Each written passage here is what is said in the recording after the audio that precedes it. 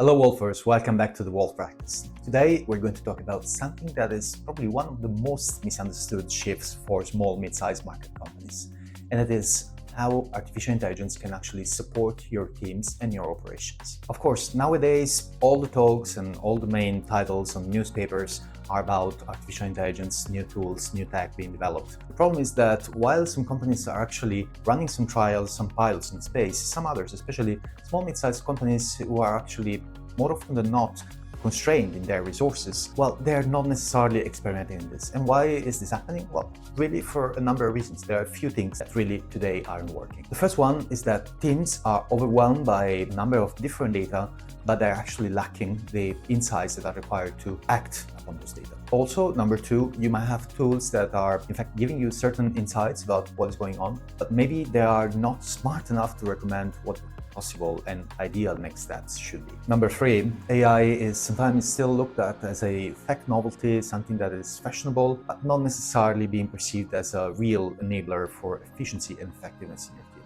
And last but not least, number four, of course, there is still a human concern, and really this concern is all about job displacement. So basically the fear that these systems, these AI-based systems, might at some point replace people in operations. So effectively what's happening is nothing but job protection and resistance to change out of fear. Conversely, what's working nowadays in 2026 for those companies who are a little more virtuous and actually manage to integrate artificial intelligence tools into their own operations are a number of different things. Let's look at them. Number one, smart dashboards that auto-recommend replenishment and SKU moves. Think about top SKUs when velocity spikes and you need to reorder a little bit faster than your normal cycle would go.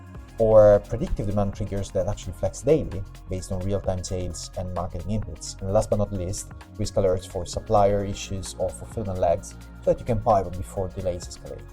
Now, as a pro tip, you need to use artificial intelligence where decisions are repetitive and not traditional. So let your team really focus on nuance while letting the system handle the noise. Now, because this is just the beginning of the journey, we have put together an amazing guide. It's called AI Support System Quick Start Map. It's available in the description of this video, so just go under this video in the description box. If you find the guide helpful, or if you find this video interesting or insightful, please leave a like or a comment. We'd be happy to engage with you. Don't forget to share this video also with anyone within your network who might be interested.